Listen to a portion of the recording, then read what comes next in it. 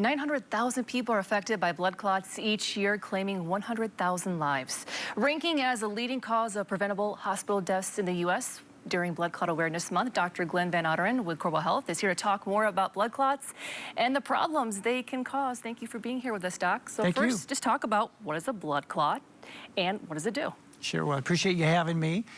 This month is National Blood Clot Alliance awareness for blood clots, so we really wanted to get out to the community and talk about what a blood clot is and why it's important that we recognize blood clots. So as you said very well with those statistics, it affects a lot of people. So 900,000 people a year in the U.S. get affected by a blood clot. About 100,000 people can die from those complications. So we really want to educate people about the warning signs, what to look for, and so that they can come and get early treatment, because it's totally preventable. The complications of blood clot are preventable if we recognize it early enough. And the biggest complication we worry about is what we call a pulmonary embolus. So blood clots usually form in the leg, and sometimes they can migrate. And when they migrate, that's when they cause trouble, because they travel through your bloodstream, and they can basically clog up your heart, and that can lead to shortness of breath, lightheadedness. People can pass out. You can actually have cardiac arrest. And in fact, about 25% of the time, people present to us in the hospital as a form of cardiac arrest related to a blood clot. So it's a very serious situation. Yeah, what are some common risk factors for blood clots? Great question. So there are a lot. It's a delicate balance that your body has. We have to make sure that your blood is thin enough so it flows freely through your body, but not bleed, and also that it's not too thick that it forms clots. So there can be factors that lean towards blood clots to form.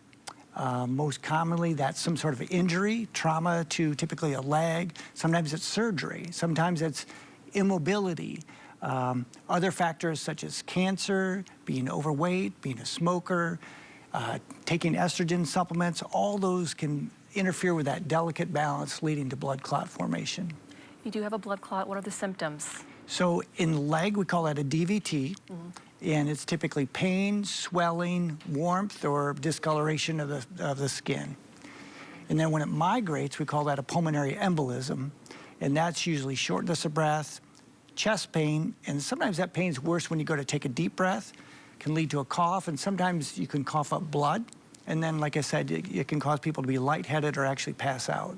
So what should we be doing to prevent blood clots? So we just have to be aware, okay?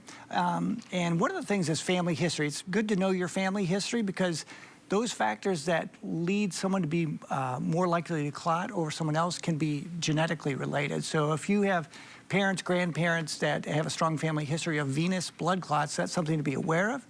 And so to be more vigilant if you get injured or you're immobile, or you go for a long car ride or a plane ride, you want to be extra aware to look for signs of swelling or pain that might represent a blood clot.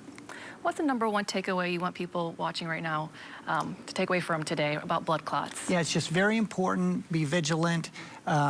If you have any concerns, talk to your doctor, because early treatment is super important. It's totally preventable, the complications of a pulmonary embolism, but often we don't see people early enough because they don't know what to look for. Any specific age group? The older you are, you're at more risk. But again, pregnancy is a risk factor as well, the postpartum period, or people on birth control pills. Particularly if you're on a birth control pill and have a family history and smoke, that can be a bad combination.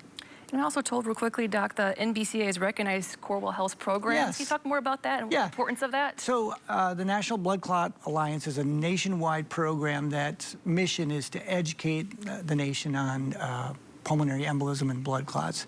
And Corwell Health was the first hospital in the nation to be designated as a center of excellence. And it's because of our community awareness, our community programs, the recognition and management that we have in our hospital system. That's awesome. So we're pretty proud of that. Absolutely. Well, thanks so much for being here with us. We appreciate it. Thank you so much. Thanks.